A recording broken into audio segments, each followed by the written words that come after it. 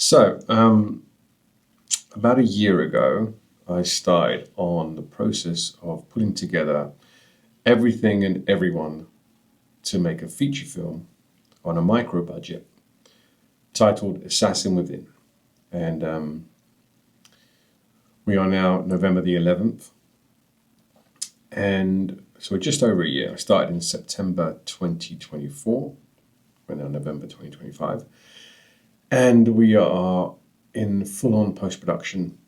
Not only are we in post-production, the film is picture locked, which means that we've assembled all the video, all the images that we've captured, and worked through that to make it a finished film in the sense that the picture is locked.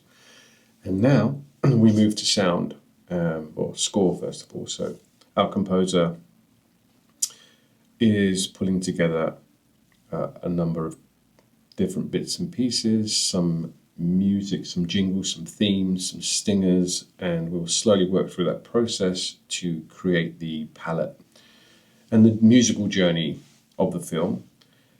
And then once we've done that, and almost in parallel, we'll be working on our kind of sound mix in terms of our audio, our voices, our conversations on screen, any voiceover, the thoughts that or narration that happen in the movie, because there are some.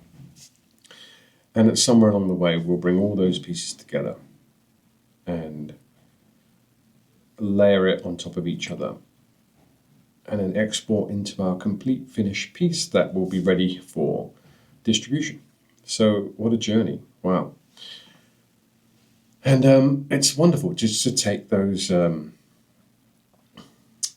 ideas to page first and foremost, get it out your head, get it onto paper, and then to work through it over a period of time. Now, sometimes when I'm writing, it can all happen quite quickly, and sometimes it can be quite a drawn-out process, in the sense that you come up with a first draft, and then you start to go back and to work through it. But actually, I don't even start with first draft. Sometimes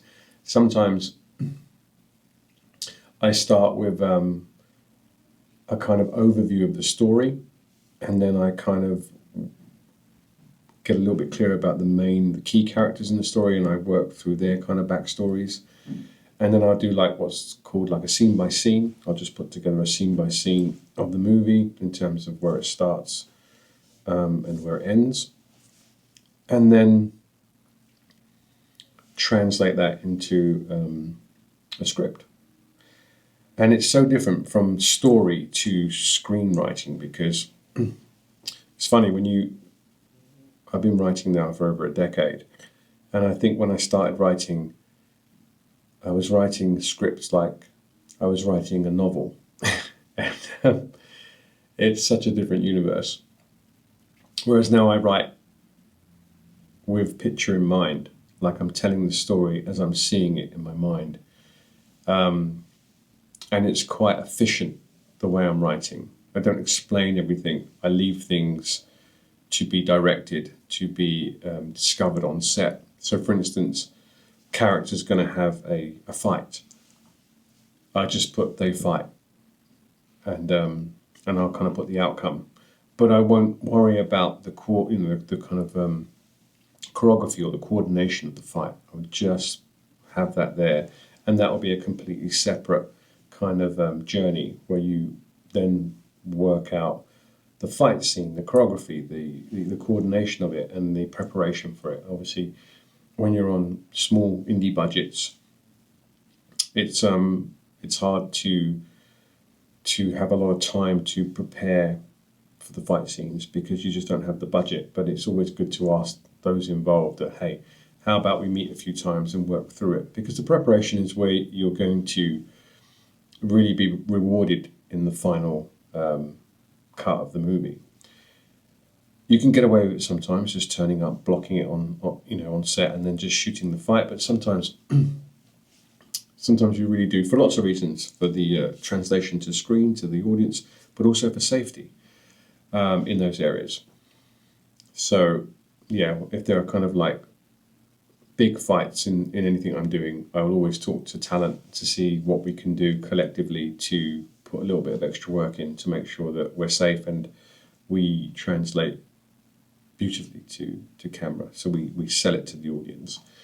And then yeah, coming back to the script, it's kind of an organic, living, kind of breathing process. But it's also very important to be very careful of how many people you ask for advice on your script, because I see so many people that their script becomes something they don't recognize because they just take from everything and everyone rather than stay true to their vision and their story. So I've got really good at just making sure I hold on, to my ideas, to my vision, and if I'm talking with, I don't share it with many people, and those that I'm sharing it with, I really value their opinion.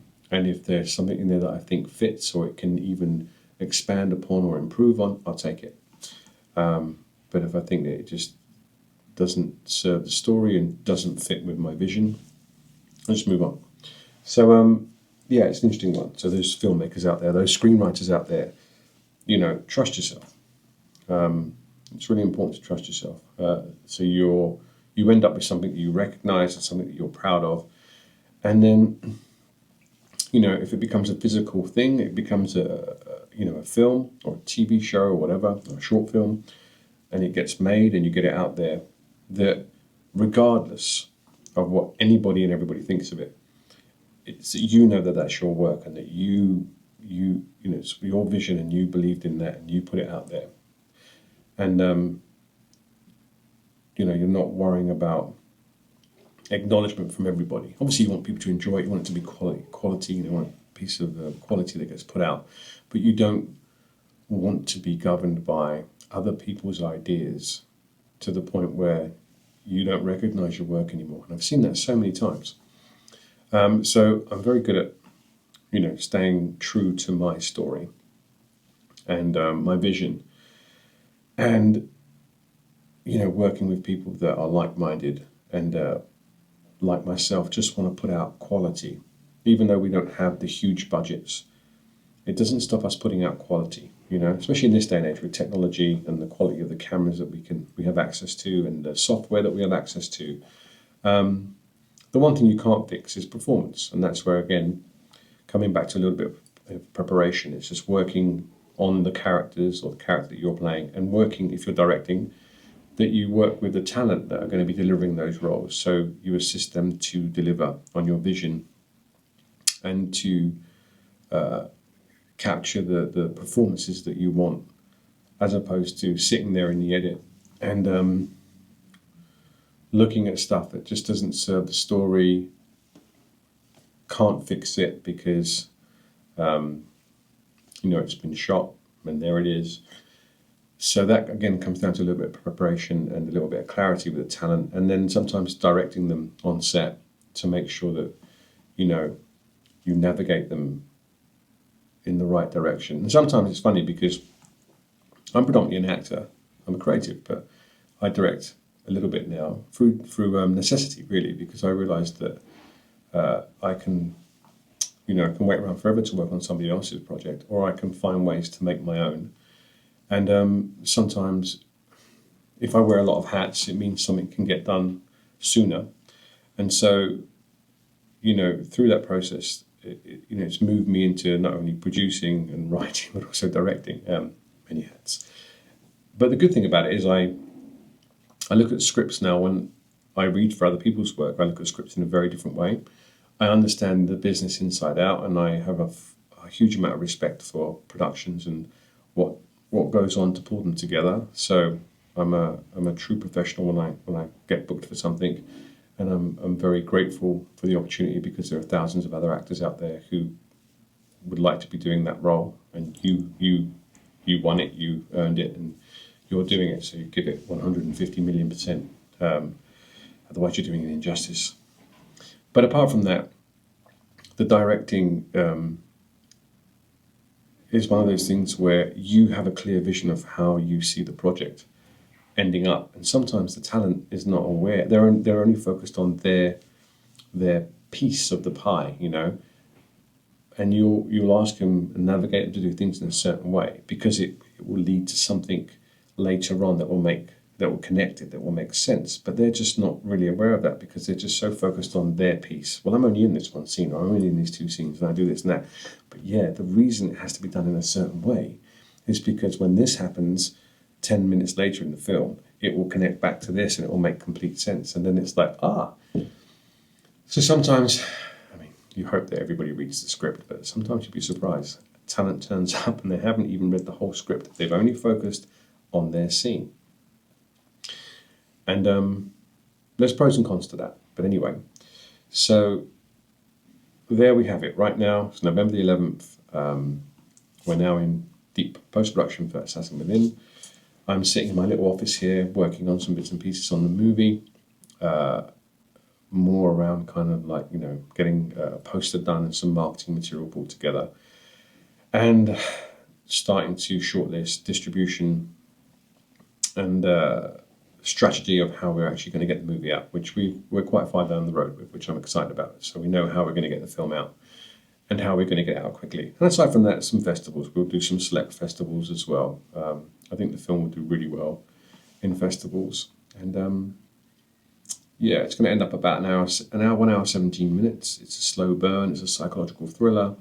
It's thought-provoking. It's interesting. It's very relevant in the current state of the AI universe that we're all living in now, and how quickly things are evolving and how advanced AI is becoming and how useful that can be, and also, I guess for some people, how scary that can be.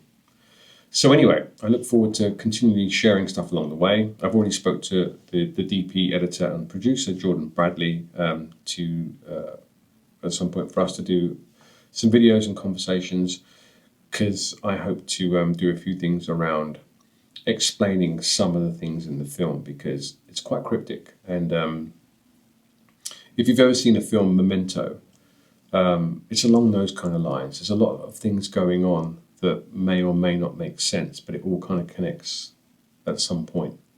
And so there are things that you may or may miss, or may kind of be a little bit confused about. And so it's kind of cool to have somewhere to come to and sort of like hear it from the horse's mouth in terms of what was actually going on, and why certain things were done in the way that they were done. So on that note, I probably waffled on for long enough, but I just thought it would be good to start some dialogue around the movie. And I've got a ton of behind the scenes stuff that I need to start editing and putting out. It all takes such a long time, doesn't it? And in my purple lit office, I've got these RGB lights there. It's just kind of on a purple at the moment. Hopefully it's looking okay over here, and I'm not looking like I'm in some crazy nightclub. Yeah, I'm still playing around with this space. It's not completely finished yet, but it's very comfortable and very workable. And it's like it's the office at the moment to work out of and to create a lot of content. We have a lot of content on our slate, and I'm looking forward to getting this done and then moving on to the next one. So between now and then, be safe, be well, and have a beautiful day.